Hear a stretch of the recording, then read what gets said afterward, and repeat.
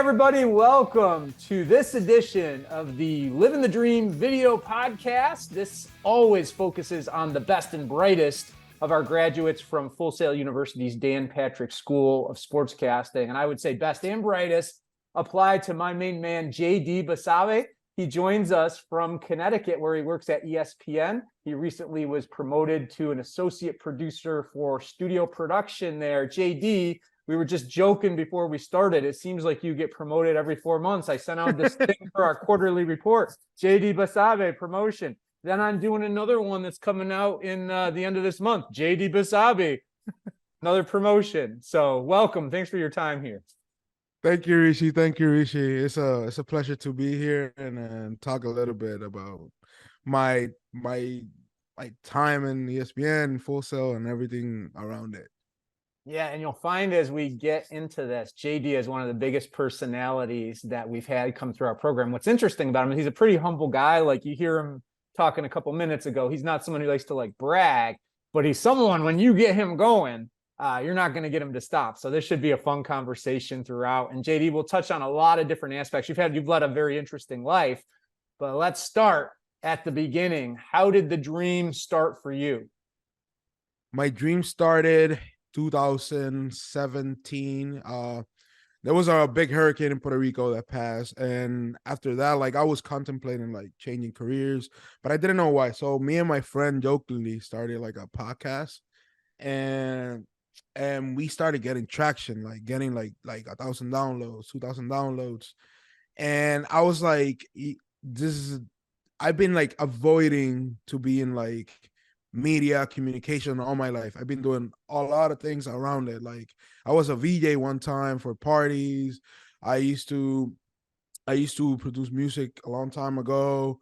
I used to do a lot of things around it, but I was like away from it. And that time I realized like I think I have something here. I'm a great communicator.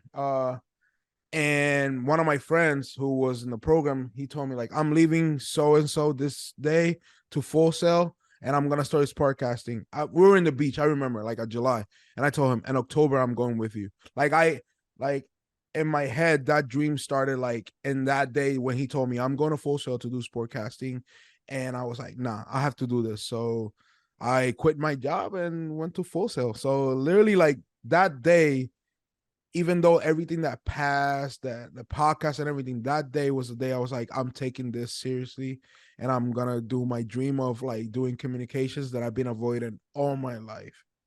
Well, and I'm guessing that friend was Reinmark Velez, right? That you were talking to on Yeah. the beach. So Yeah. Reinmark comes. What inspired you to say, hey, I'm leaving it all behind and going when you said, this is something I've been avoiding my whole life? Why was that the right time for you? I think it came to a realization that the job that I was doing was not being fulfilled. It was not fulfilling for me. Yeah, I was doing a great job. I was making good money, but it was not fulfilling my dream in a sense. Like my dream was foggy for a long time, but that podcast like opened, like it was like a light in the darkness, and I saw the end of the tunnel. I was like, this is the thing I want to do, but I don't know where. But when Reimer told me, oh, I'm going to do sportscasting, I always been involved with sports all my life. I played baseball since I was 3 years old until I was like 25. I played basketball. I did everything sports related. And I really enjoy like people talking about sports like Ben Simmons, Bomani Jones, all those guys. And I was like, I'm doing this already. I don't know where to start. And when Reimer told me like, yeah, I'm going there, I was like, this is the perfect time store. I want to quit my job. I want to start a new career. This is the way to go. So that like really that day really I realized that like, oh my God, this is what I want to do. Well, you spent a few minutes talking to JD. Something you'll learn quickly is he loves baseball. And you talked about being a kid. I even got a picture of you, a baseball card of you as a kid, JD. So we're going to pop that up on the screen for you. But you have been a baseball lover growing up in an area that has produced numerous legendary baseball players. Where did that love start to grow in you as a young kid? So this is gonna be funny. So my dad is Puerto Rican, my mom is Dominican. two of the powerhouse of baseball. If I didn't love baseball, I would probably not be in the will. But but since I was a kid, my dad used to love the sport. My uncles used to love the sport. My mom used to play catch with me when we were little. Like my mom loved the sport. Even though she's a Yankee fan, I'm a Red Sox fan. It is what it is. But that sport started since I was 3 years old. My dad took a team so I can play as a 3-year-old because I couldn't play as a 3-year-old unless my dad was a coach. So my dad started coaching since I was like little, so I can play baseball. So my passion started there, like little, like, and you see all those great players that come from Puerto Rico, Alomar, even Clemente.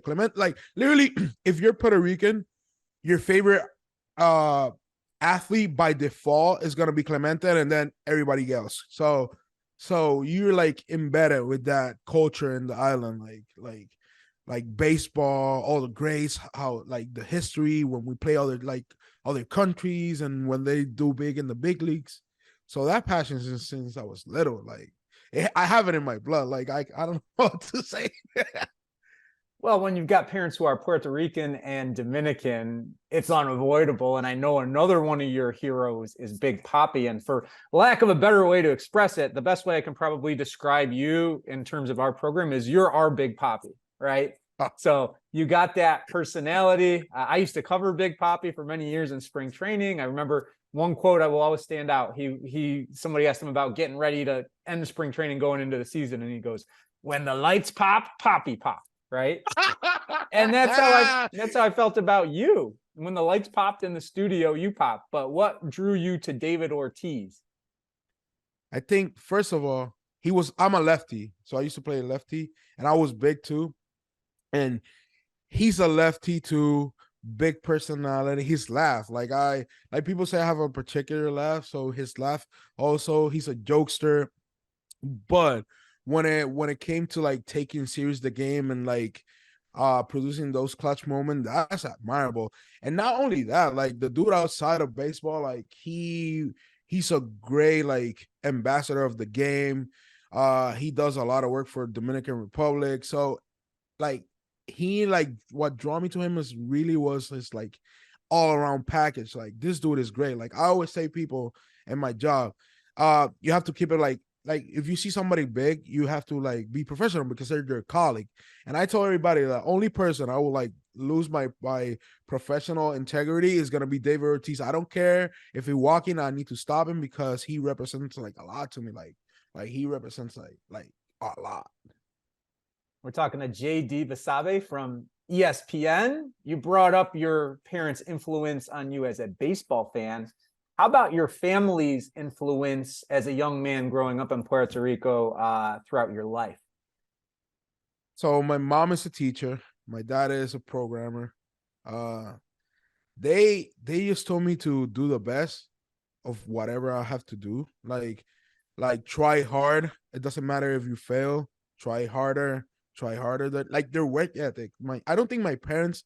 I don't remember never my parents taking a day off from work, like even though like they were sick or whatever. I never like remember that. And I think their work ethic is one of the things I admire from them. And also they're two loving parents. They're jokesters.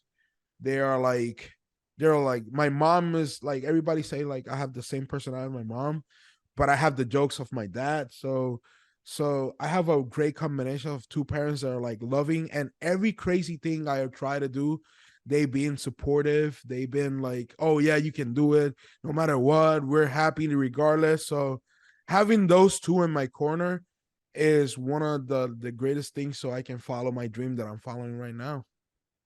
And that dream took a little time to figure out what it was for you. We were just speaking about something you did when you were young. You decided you were going to move to Spain and see what life was like over there. How did that work out for you? It was nice. It was nice. It was different though. It was like it was far. It was really, really far. It's not like not right now I'm close. I'm like a 4 hour like plane right to Puerto Rico. It was like 8 hours. It was something different. I think I was trying to find myself in that moment. Like I was doing culinary school and I I was trying to find what was my passion. Like, hey, I love to cook. I cook since I was like little. My mom used to like had a store for me so I can help her cook. So I cooked since I was little. And I was trying to find myself what was my dream, like what was like the thing that I really wanted to do in life. And it was a great experience, different culture. Like traveling helps you like grow your mind and see stuff in a different perspective, not be one-sided or not be like one mentality. Like it helps you grow as a person. I'm being cliche right now, but I think that helps me. Like traveling helps me like to open myself to different culture, different personalities, different mentalities, so I can be a better person. Like so, it was a great experience. Culinary school. Now, that's something I didn't know about you, and I know you've got some family members who are excellent chefs. I'm going Yeah. to bet you were probably one of the better chefs at Full Sail by what you've told me. But why culinary school back in Puerto Rico? I think at that moment, like my baseball career was like done. Like I was like still playing, but in Puerto Rico we have like semi-pro ball. You play that, but it's not the same. And I was like trying to do something creative with my life. Like I always been involved in something creative. And when I started my first year of college, I was doing I want to be a doctor. Me, a doctor, medicine, sports medicine. But I realized the first time I took my first biology class, that was not the thing. And I always had a passion for cooking. Like we cook it like as a family and all this stuff. And I was like, listen, this is something that you can do. This is something you can learn. This is something you can be creative. So I took a chance at it. And then it paid off for a little bit, but it was not the thing I was like fulfilling me. I love to cook, don't get me wrong. But I don't like to like be like the restaurant environment is a fast pace, like hours are crazy, but it's different. Like I love to cook for friends, for family members. Even when I was in Full Sail, we did a Friendsgiving and I cooked some food. We did a football game and I cooked some sandwiches. So I love to cook to people, but not as making money for myself in a Well, that sense. that creativity has led you to where you are now. It's something that I appreciated from you as a student, and I've seen your work at ESPN, and it's all over that work now. So that has carried over. But another experience that you did for a while was sales and marketing, right? Former sales rep of the year in 2017, JD. That is quite the accomplishment. But I know you went to Yeah. school for marketing and you got your bachelor's degree from the Universidad Metropolitana. And then you worked at Retail Group for 6 years. What led you to marketing? I think like if you're gonna see a trend, like everything I did it was to be creative. So in my head, I was gonna do like marketing, and I wanted gonna implement like marketing plans, help create new products, help create like marketing like trends and billboards and all that stuff. But in the case of marketing, you have two avenues. You have that creative aspect, and then you have sales. Me, I ended up in sales. I'm a great talker. I'm a great talker. I was a great salesman, but I think that was the thing that led me to it. Like I wanted to be creative. I want to like implement stuff that people enjoy.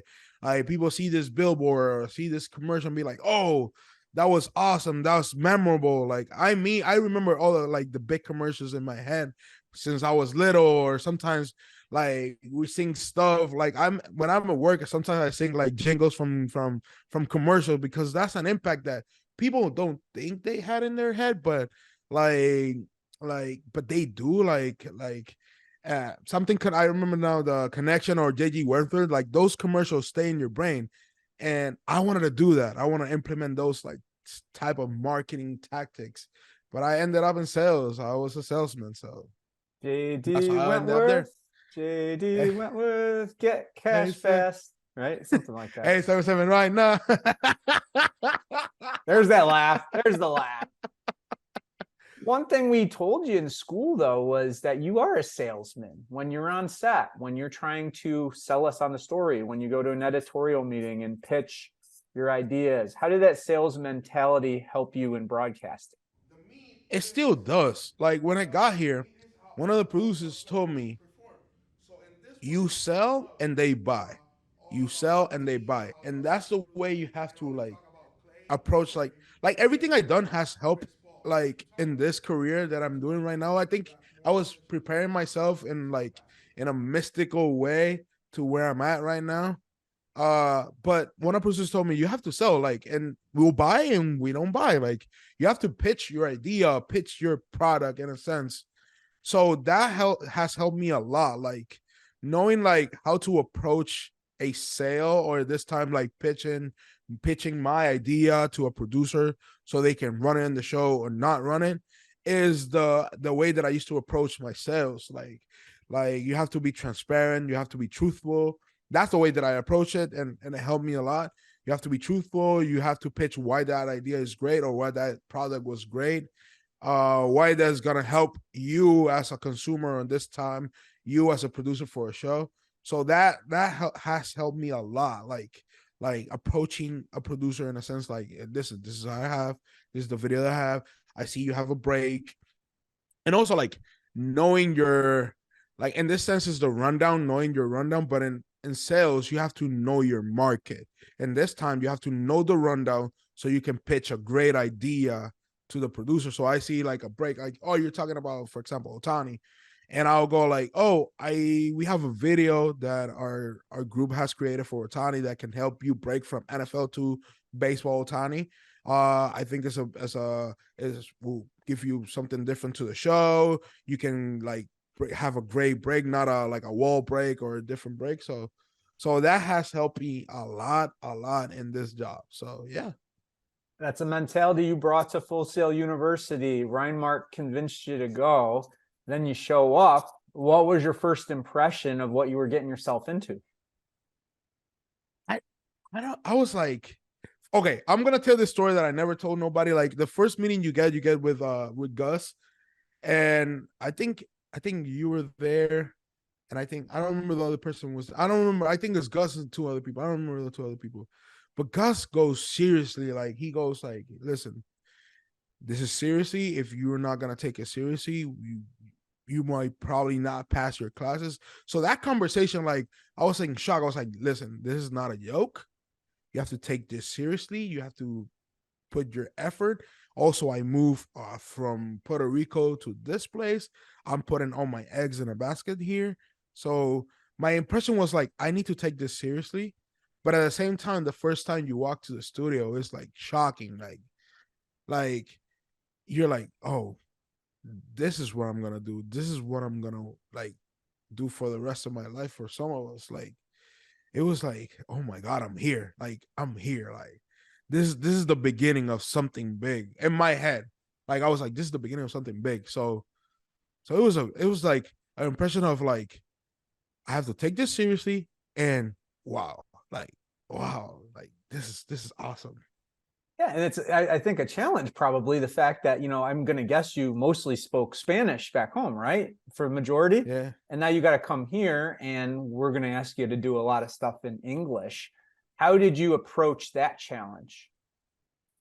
It was literally, I was like practicing with Ryan Mark in our because we were roommates, so we were practicing in an apartment. Like I think my English has gone better from since I started. I was watching videos the other day, and literally we were watching videos of something that I did, and I was like, I told people like I'm way better now. I think I'm way better now. But it was approaching every single day, practicing. And you guys told me like practice in front of the mirror. So every morning I used to practice in the mirror. Like there's words that I'm like really hard on me. Like 13 was a hard word for me. 13. That was me every single day. 13. Like it was like practicing every single day, writing, like getting help, like asking other people, what do you think about this? Like my classmates, we were like a close group. Like we were a close group, and every single time I would ask them, I would ask James, I would ask Reimer, I would ask like Ben, I would ask like all the people, like, look, what do you think about this? What do you think about what do you think? How do you pronounce this? How do you pronounce this word? Like it was like repetition. It's all the thing that helped me a lot. It doesn't sound much different than what we asked you to do when you perform, where you would get reps and you would get feedback and you would improve and you would improve more. And let me tell you something, JD. Like your English has improved dramatically. You're right. Like I remember the first time I ever heard you speak. I think it was like an IL session, and I'll be honest with you, I probably didn't understand half the things you said, but you got there, man. And it was like by the time you started taking my classes, I was really impressed with the growth that you showed. But that's only because you put the work in to get better with it and assimilate yourself to that. So you're going along this journey.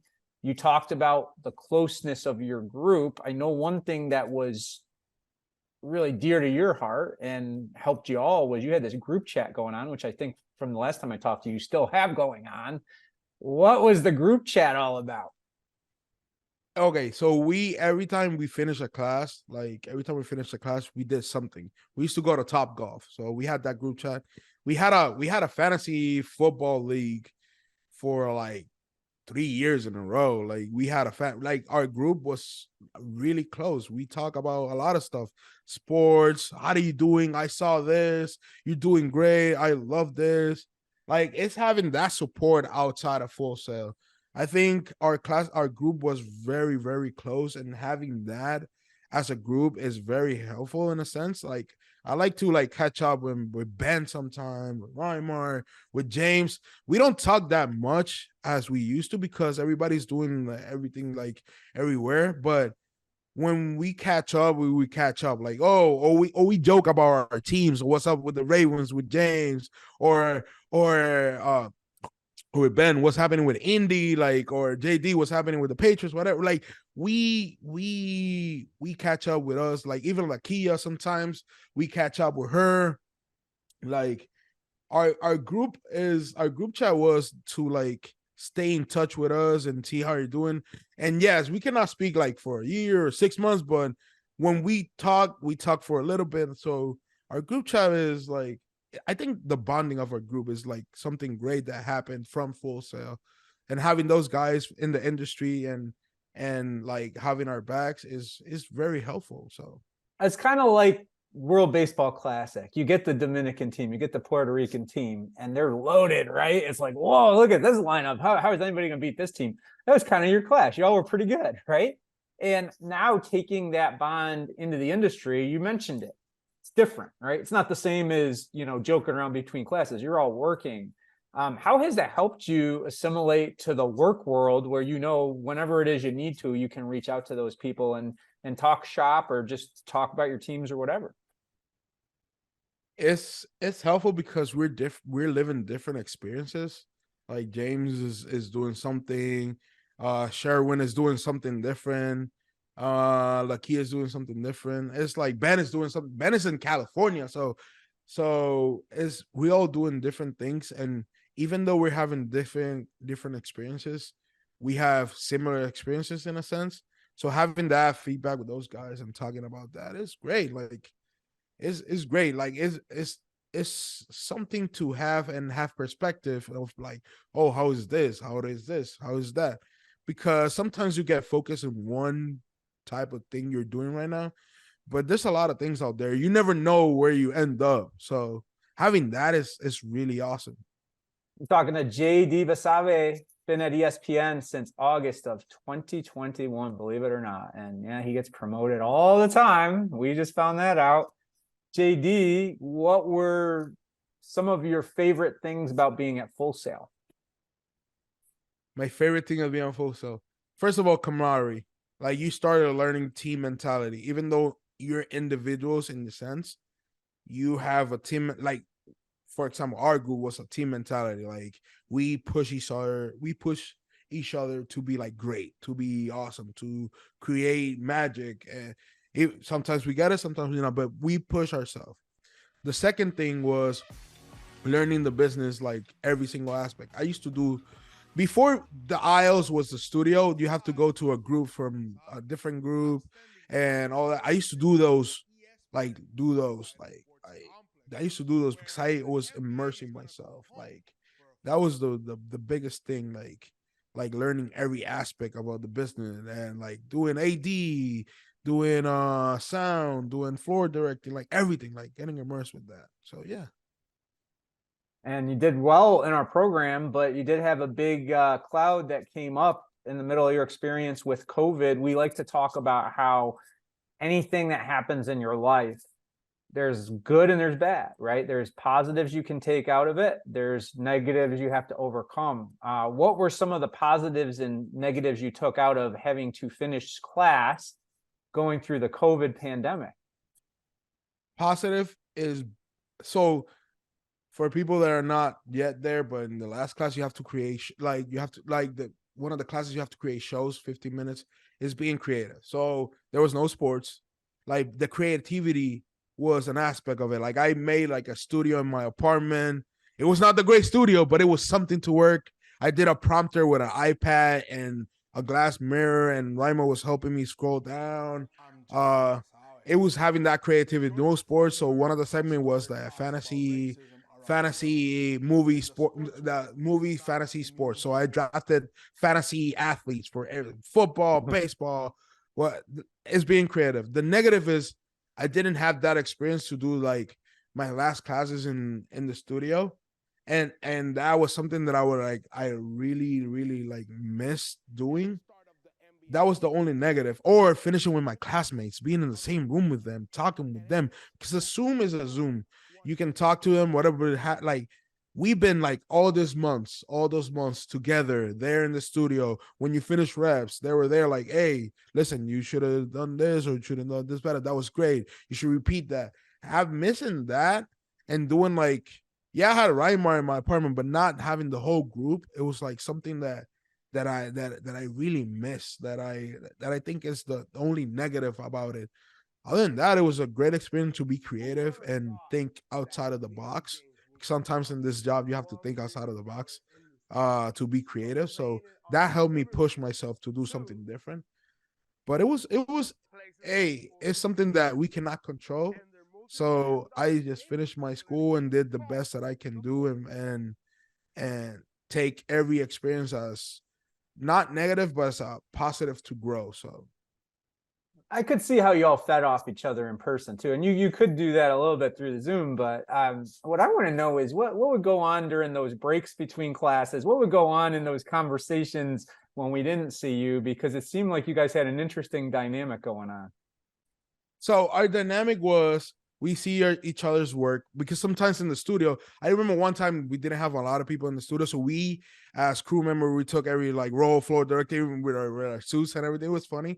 But like we can joke, but when we're in the studios, we try to like push each other. That's great. What you wrote was awesome. Like giving us like positive feedback and constructive criticism so we can grow.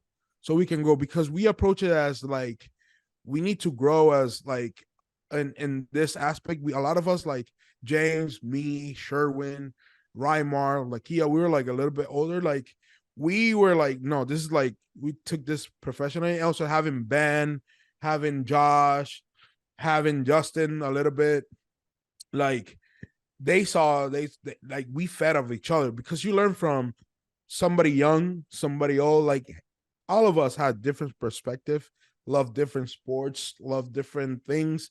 So feeding out of each other and talking about that and helping us. And sometimes you don't have to like give constructive criticism. We joke so you can like be loose out there, or have fun.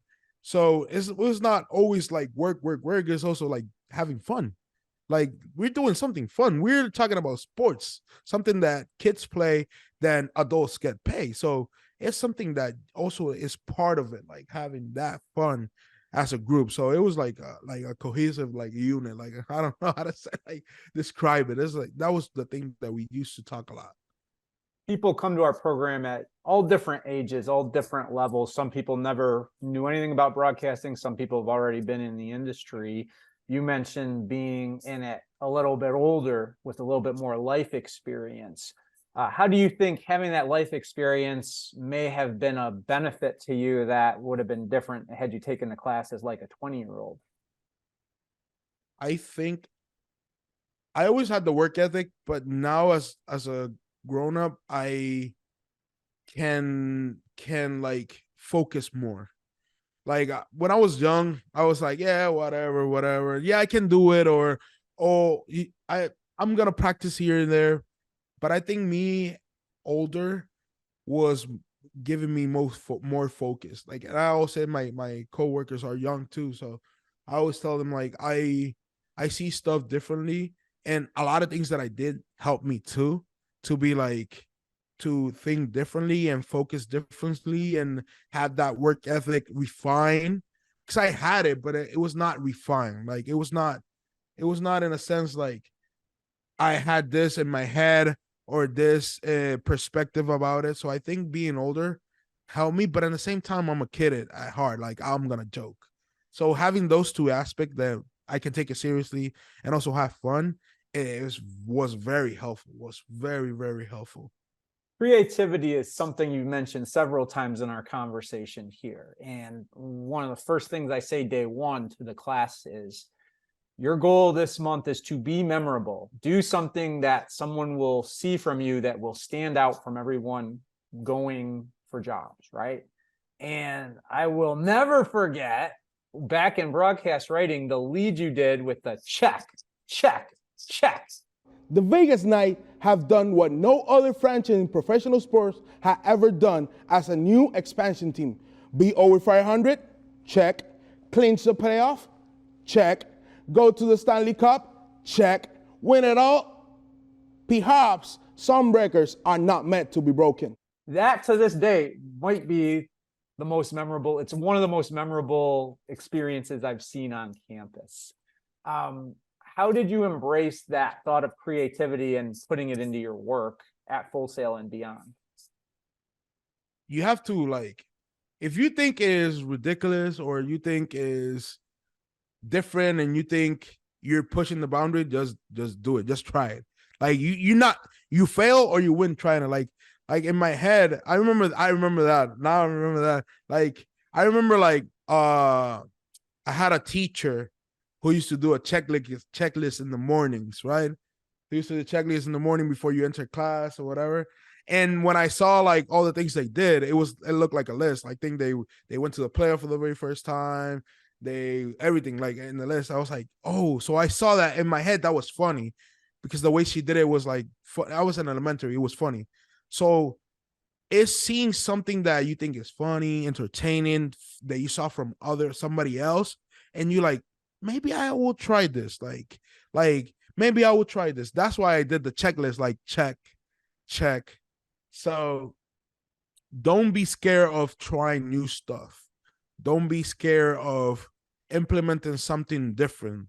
Don't be scared to push the boundaries in a sense of creativity. Like, don't be scared. Like, yeah, because everybody can read the prompter. Everybody can like talk about it. Everybody can talk about sports, but like tap into your creativity to, in a sense that, oh, listen, oh, my baseball coach used to do this and I can implement it here. Or I remember this cartoon did this. Like tap into different parts of like growing up or what you enjoy. Like you can do, for example, I think my last work was a video of Gabriel Davis. And I did like my script was cooking wise. Like he was a chef. The UCF Knights came cooking, and their executive chef tonight was Gabriel Davis. So I brought my experience of life to that creativity. So try to talk what you know, what you love, like combine passions that you have, and explore what you can do behind or in front of the camera. A lot of the best stuff that I ever came up with, JD, was done that same way. It's just observing things, right? You see this, it kind of makes you laugh or kind of makes you wonder about it. You can put that right into your own work. And I saw you do that, and I'm still seeing you do that, and that's awesome. Okay, degree at Full Sail. What did it mean to you? You already had a degree, your marketing and sales. You already have your cooking school degree, all that. But what did it mean to get the one at Full Sail? That was like I was, first of all, it was COVID. Like you have to watch it on YouTube. But for me was like I did this. Like this is the start of my dream in a sense. This is the start. Like I started talking in the beginning of the conversation. That I was like, it was a fog and the light. That was just, I already crossed the tunnel. Now I have to go to my destination. Now it's like, it was a realization that listen, this is something that you love, that you enjoy. So this is gonna be the start of the rest of your life. I was so happy. My parents were so happy. My friends were so happy. Like, it was like, listen, I did it. I did it. I finished even with COVID, moving from Puerto Rico. It was like something like I graduated for culinary school. I was not that happy. Now I was happy, but I was not that excited. My marketing, I went to graduation. It was nice, having fun. But this one was different. This one was like, I'm gonna do something. I have a degree on something that I really enjoy, that I really find passion about it. That's something that I really like brings me like excitement to do every single day. So it was something different. And here you are. You've made it into the industry. What's it like living the dream right now? It's surreal. It's surreal. Like, I work at night. I work at the sports center at night. So watching sports unfold while you're working is different. Like, as a fan, yeah, you're watching it, right? But you're like, but like, as working here, it's like I tell people they pay me to watch sports in a sense, but it's like unfolding stories, moments, and in the and you're like, oh my god, I'm doing this. I'm working in this. Like, I tell people, I used to work in Puerto Rico in a job, my job in sales. I used to drive 15 minutes to the office, right? And I was like, oh my god, I have to wake up, I have to go to work. When I first moved here to Connecticut, I lived 40 minutes away from campus every single day. I don't remember me being sad or like, oh, I have to go to work. Oh, it's Sunday, tomorrow's Monday. No, every single day is different. It's like I don't know how to put it in words. Like, every day is something different, something exciting, something. Some days sports is normal, some days, but most days something great happened. Like literally yesterday, like not yesterday, 2 days, LSU lost, the women's lost to Colorado. That was something big. Like you were watching this unfold, you're like, what is happening? So it's something surreal is the word. Surreal. Something surreal. Out of body experience. Like, I'm being like cliche, but that's the way I see it. Like, it's something that I don't even comprehend. Like, so yeah. I think that's what a lot of people would say too about working at ESPN, which is where you've, spent the majority of your career now, right? Like, it's really where you've worked full time in the industry. What do you like the most about being there? I love that you have a lot of people that are passionate about sports. And yeah, sometimes we talk about sports, but we talk about different things too. And also, like, this is something that, like, you may not like think is useful, but because we're like it's a big company and you work in like groups and big groups, you have that instant feedback from other peers, and that will help you grow a lot. Like from my start and my classmates to here, I had people that you can like go in this, like, I'm thinking about this, what do you think about this? Like, having that creativity, like having that conversation on how to create stuff and learn new things. Like, when I got out Full Sail, I knew how to edit a little bit.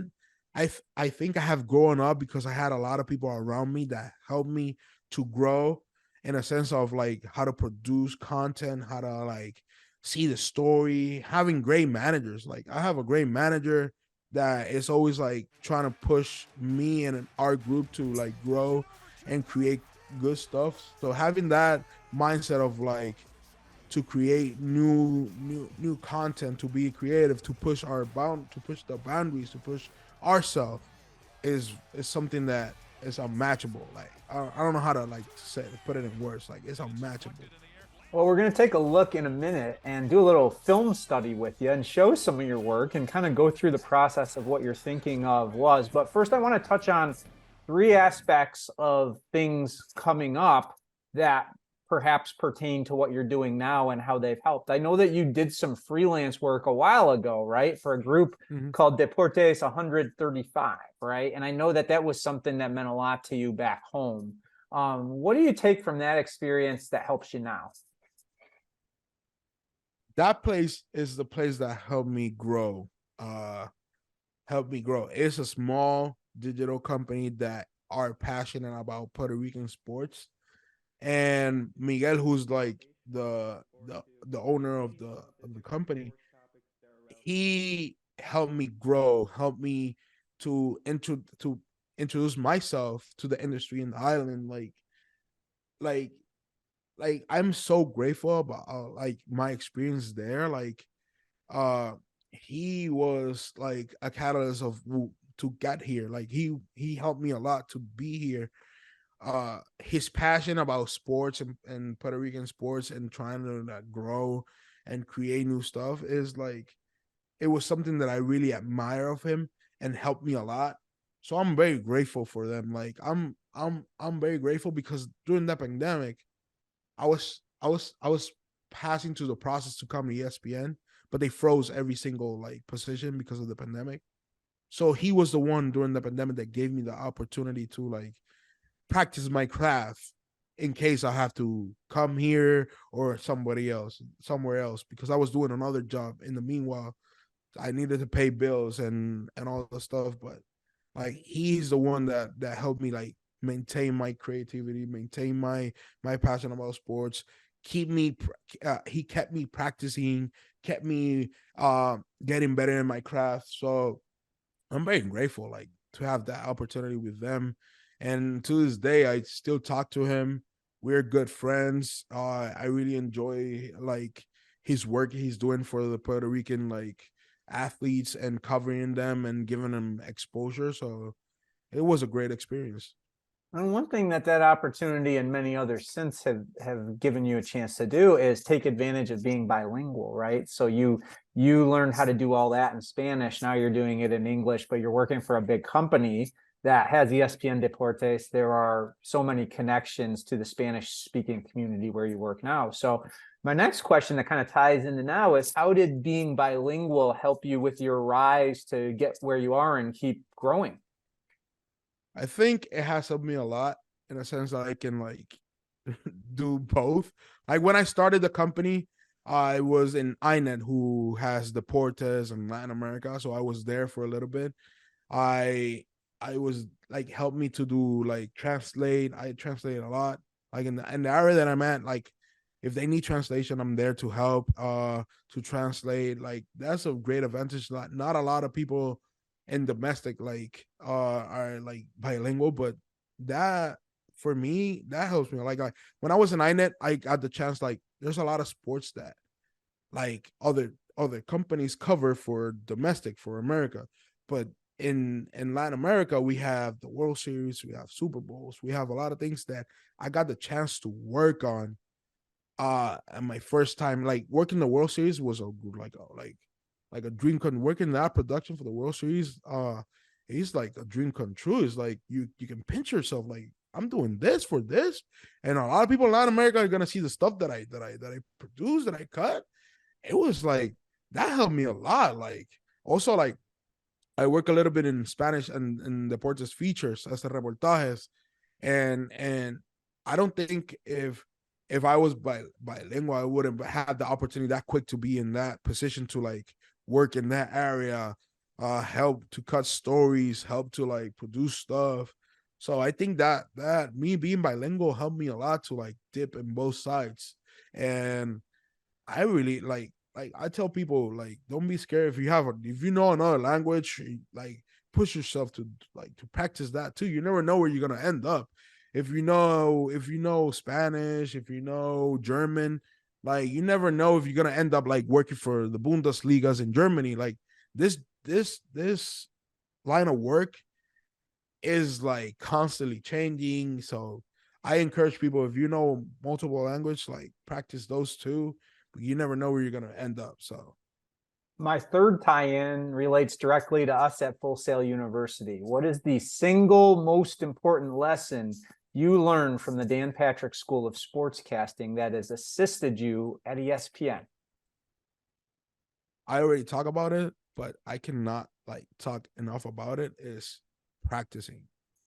Or like, yeah, you can do your work at school, but if you don't practice outside of it, it's like, I think I see it like we talk about sports and athletes outside of their like park, court, they practice a lot.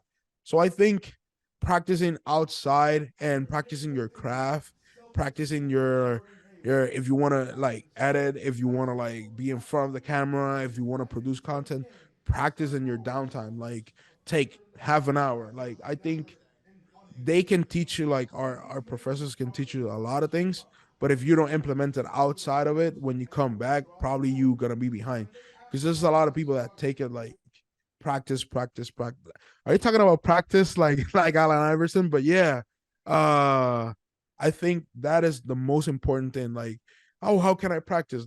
Listen, go watch a game or a highlight they put on YouTube and write your own like shot sheet and see how it works. Me personally was English. I used to practice English in the mirror, words that I didn't know how to pronounce, writing. Now that I'm editing, I used to edit outside too, like practicing editing. Like I haven't been editing for a long time. And I think my practice, me trying to like practice, even in work, sometimes when we have downtime, I try to practice shots that I saw in a movie, or I ask editor, how do you do this? How do you do that? Like it's practicing your craft every single day. And you're gonna see that everything's gonna come easy to you. Like I think that's the number one thing. And our professors like always said it, like you were one other person, Gus was one other person, like everybody say practice, practice, practice, practice. Well, it's easy for us to talk about what you do, but I think it'd be more fun today to kind of show everybody what you do and a little bit of film breakdown here, JD. So I'm going to start with something you sent me. You sent me a few different clips. I'm going to start with a clip from something that you caught for the 4th of July at ESPN. And we'll watch it first, but then we'll break down what you did and why you did it. So here is a clip from JD that is about the rise of 4th of July through ESPN's eyes. Here we go. Oh, what a feeling. Just light me up. Keep on burning, don't give up. It's go time! 3, 2, 1, go! Padres go back to back with some 4th of July fireworks. We'll get a chance in middle. Glove save and a beauty. We are here for a special slice of America. Today, the Nathan's famous champion is Mickey Sudo.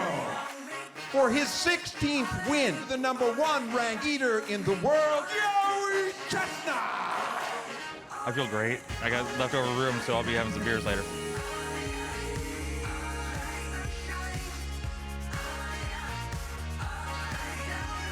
Great stuff, JD. So what I'm going to do now is take a look with you at this. And what I'd like you to do is describe the process, what your vision was, and how you went about executing it. And I'm going to play it again. And as you speak, if you want me to pause at certain points to emphasize things, then you can. So why don't we do that? So before I start playing it, what was your vision going in here? So I'm in a group called Rice. We create like specialty content for Sports Center and a lot of shows, but we're entitled to teases and bumps. But sometimes we cut this type of element. So this type of element is called sights and sound.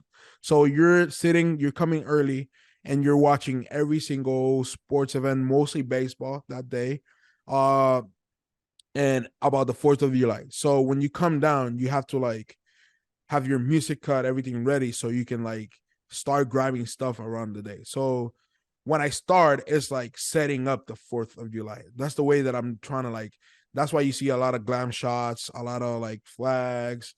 You hear the shot of, that shot was from that guy from from the hot dog eating contest. So you try to encapsulate in a creative way what happened during like 10 hours in a 45, 50 seconds clip. So that's the way you start creating. So you start to like in your brain, the way that I like create it is like, okay, I'm gonna have this section, this section, this section, and this section. The first section is a setup. I'm setting up the 4th of July so you can play it. So you see the flags. You see the baseball. So when he goes go, I try to set up big home runs. And then this section is big plays of the day. Showcase, and then I'm setting up the hot dog eating contest. Today, Nathan's famous champion is... So how does the storytelling aspect go into it to tell that story and do it in a way that makes sense logically through your edits? So that big day, everybody remembers the hot dog eating contest, right? So in my brain, the hot dog eating contest already happened. So, but in my brain, I think that's the main like story of the day. The Joey Chestnut won amount of like records. So the way that I constructed, I was like, so I'm setting up 4th of July. I have to put big, like it could have been interchangeable, like the plays and the home runs, but I think home runs are bigger. So I already start slow, so I want to go fast. So I put the story about the home runs, back-to-back Padres. Then Vladdy did a home run to go ahead. Then I am setting up big plays that happened during the day. And then to cap it off, you're already there, like what's going to happen next is the hot dog eating contest. So that's the way you have to like it's subjective in a sense that you can do it any way you want it. You can do it like chronologically. You can do it like you can do baseball, hot dog, and then baseball. But if in a sense of a storytelling, you want to this is what happened in baseball. This is the big plays, and this is what happened in the hot dog eating contest. Like this is what the cap of the day was, even though it was the first thing, because Joey Chestnut broke the record of being the greatest eater of hot dog eating contests. And you have to showcase also Nikki Sudo, who she was the previous champion. So you have to showcase those two. So I don't try to divide sports in a different way. So I try to like this section, this section, this section. Because if you think about it in a sense of like, oh, I have all this, I don't know where to put it, you're going to go crazy. So you have to divide it by sections so you can have a cohesive story and finding those shots, finding those calls, finding those like videos. So that's the way like I think when it comes to that type of element of sight and sound. We do it also for college football, and we do it also for college football normally on Saturdays. Saturday we do sights and sounds for college football. So you have to like prioritize stuff. You have a lot of stuff, but you have to tell a cohesive story on what happened on the day. Let's do one more. Beginning in the fall, you hear one word repeated over and over. Omaha. Omaha. The goal is play in the College World Series. This one is hit hard.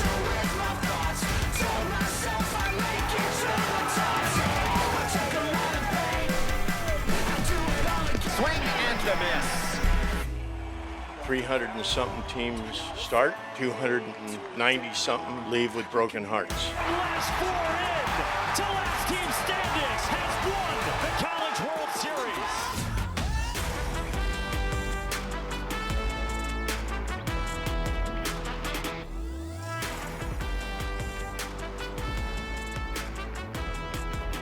Okay, so take us through how you constructed this one as I play it again. This one is different. This one you have time to produce it. You have to know your storylines. Like it's gonna be the selection show. You gotta know the teams that are gonna be in, because I didn't put random teams. I put teams that are like going to be in the College World Series. So the way that I thought about it is like I have to set up with the importance of the College World Series. In the middle, I'm gonna show you something entertaining about what those guys have been doing during the season. But in the end, I'm gonna cap what is the sad story about losing the College World Series and the triumphant part of what's gonna happen if you win the College World Series. So you set up the College World Series, their importance, what they can do during the College World Series in the middle, and then listen, if they lose, this is the repercussion. That's why you see like sad people, players lose. But if they win, they can be great. They can be heroes for their colleges. They can be heroes for their hometown. That's the story that I wanted to tell during that time, in that 30 seconds, 35 seconds, 45 seconds. Like when you create an element like that, you need your shots, you need your visuals, and you need a music to drive your piece. And I showcase every single team, like all the teams that were there, like all were great.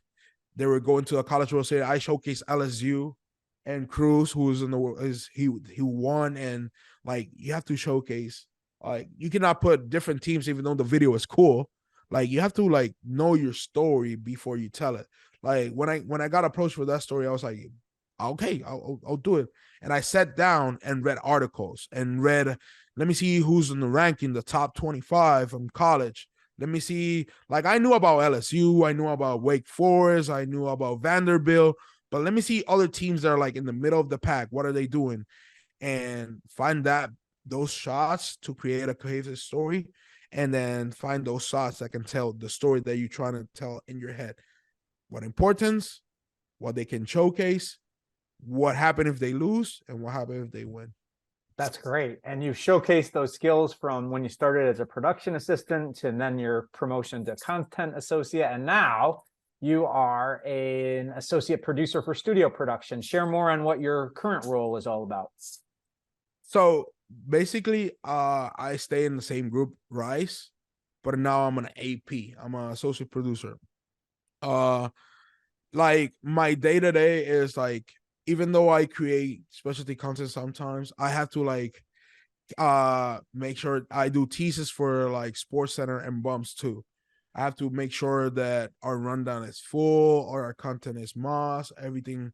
I have to like, also I love training new people. Like I think a lot of people help me, and it's not right for me to not help other people that come into our group. So I like to train people. I like to even people that are not in the group, if they have questions, I like to answer it.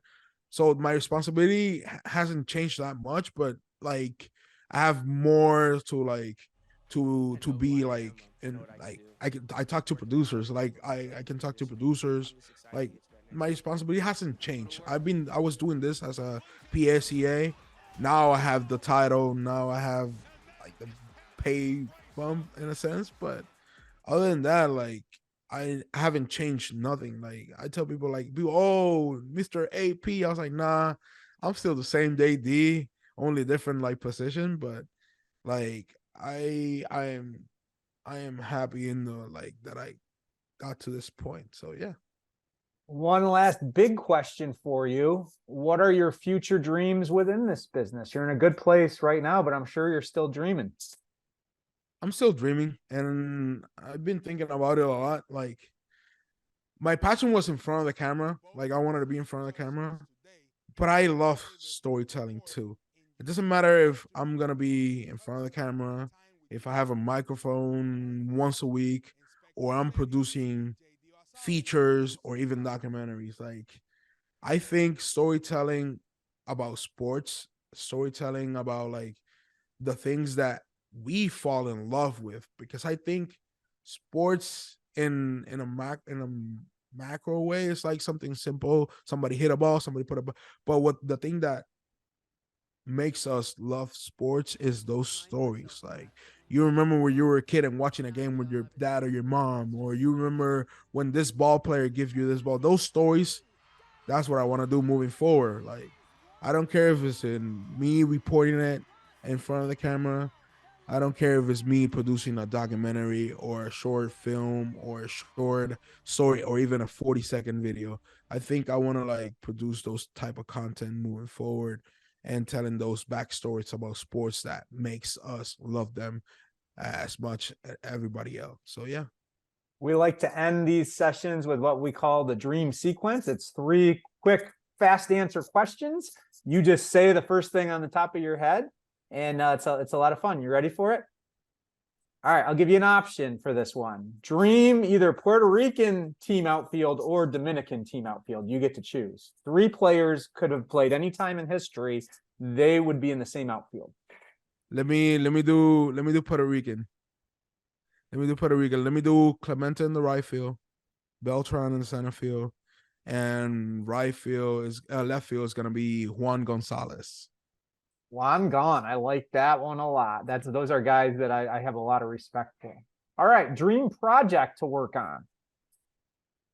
Dream project, work a documentary about the 2004 Puerto Rican team that beat US, the dream team in the Olympics. Oh, I could see that coming together. Make it happen, JD, now that you're Mr. Big AP. Final one. Dream venue for a Full Sail reunion. You can post it in the group chat. A lot of people are gonna is a box in Fenway Park. Oh, all right. You're gonna pay for that. Thanks, JD. Very nice. All right. Any final advice that you have for our students and graduates to try to do like you? Never think your dream is small. Practice, be creative, and enjoy the ride. Like it may be ups and downs. It may take you a little bit. It may take you faster, but it doesn't matter how long it took you, as long as you can get there. So that's my advice for you guys. So be happy and enjoy your life. That's good advice to live by for sure, JD. That's going to wrap it up for edition number 27, the Vladimir Guerrero edition of the Livin The Dream video podcast. I'd love to thank my guest, JD Basabe. He just got back from a trip to Chile. He makes time for us, right? So thank you, JD, for your time and that magical laughter. Everybody else, keep on living your dream.